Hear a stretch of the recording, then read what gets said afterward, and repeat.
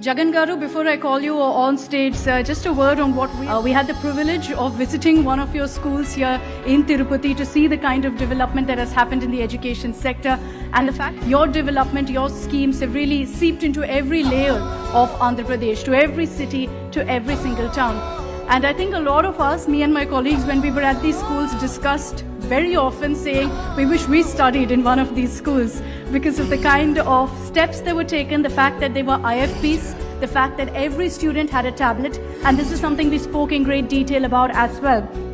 You know, all of this ensures is a model that Andhra Pradesh follows, is perhaps something every state can learn from. మన రాష్ట్రంలో ప్రతి కుటుంబం నుంచి కూడా ఒక సత్యానాదేల రావాలి అని చెప్పి తాపత్రయం నాది. వ్యతిరేకంగా ఎన్ని మాటలు మాట్లాడినా, నన్ను టార్గెట్ చేసినా కూడా దేవుడి మీద నమ్మకం ఉంచాలి, ప్రజల దీవెనల మీద నమ్మకం ఉంచాలి, ముందడుగులు వేయాలి, వేస్తాను అని చెప్పి